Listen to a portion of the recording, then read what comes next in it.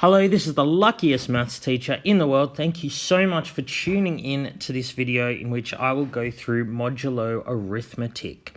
So this is the first in a series of videos I intend to do, and these will be touching on advanced topics. They are for gifted students who want to do something in addition to the normal curriculum.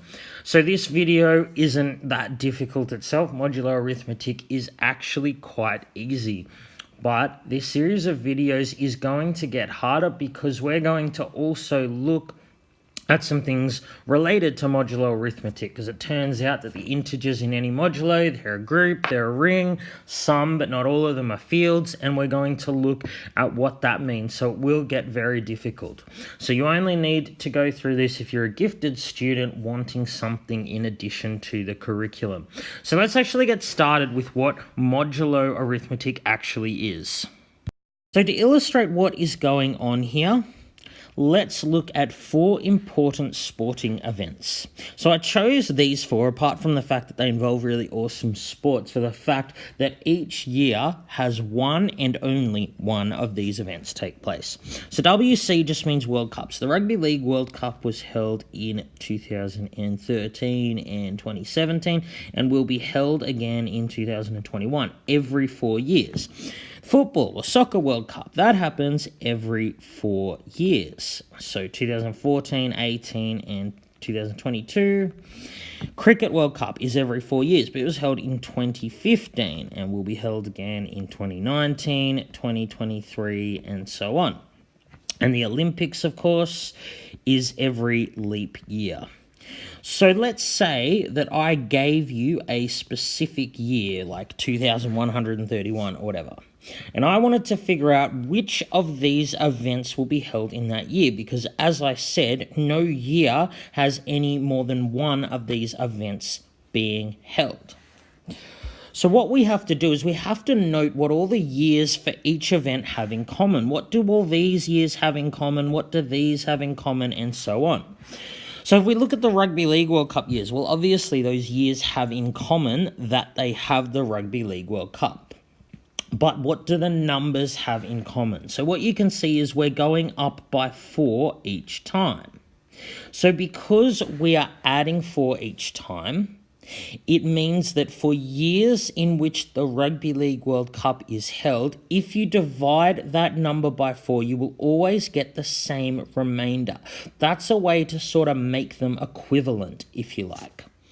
So if I divide 2013 by 4, there is a remainder of 1. If I divide 2017 by 4, there is a remainder of 1. So for each of the Rugby League World Cup years, if I divide by 4, I get a remainder of 1. So for the Football World Cup years, if I divide 2014 by 4, I get a remainder of 2. Same for 2018 and 2022.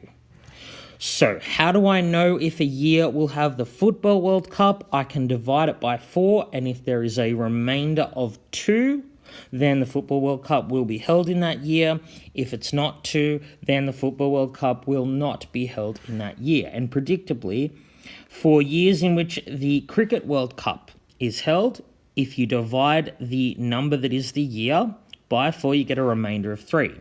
Now for the Olympics, these numbers are already divisible by 4. So there will actually be a remainder of 0 when you divide it by 4.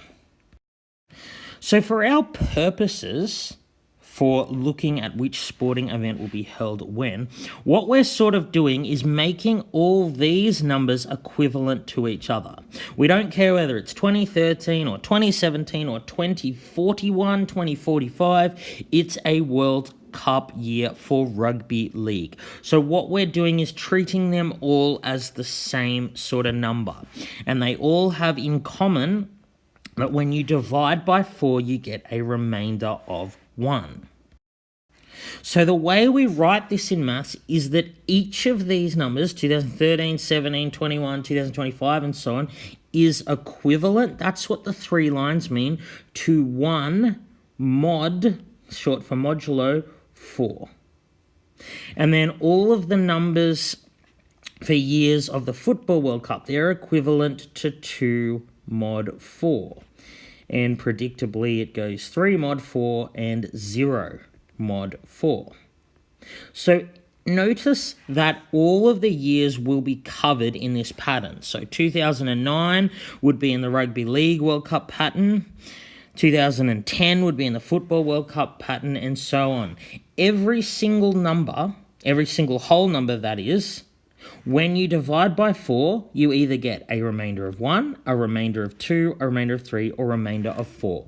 So we can sort of put all the numbers together that have a remainder of 1 when divided by 4. They sort of form their own class. So in modulo 4, 1 is equivalent to 1, 5, 9, 13. They're all the same number in modulo 4. Similarly, 2 would be equivalent to 2, 6, 10, 14, etc. They're all the same in modulo 4.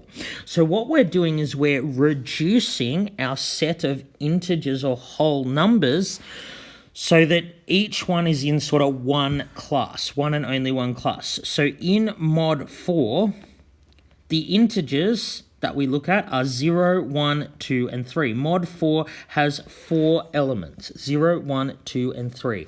Every single whole number will be equivalent to 0, 1, 2, or 3 mod 4. How do you know which one?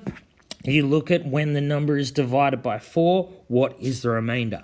And that's what modulo is. It's reducing numbers to their remainder when divided by another number.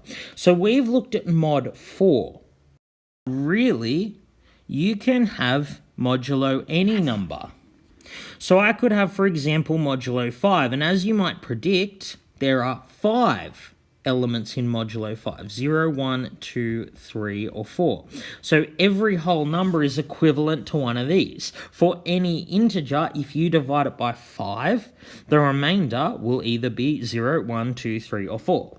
So every single number is equivalent to one of these modulo 5. So you can have modulo any positive whole number.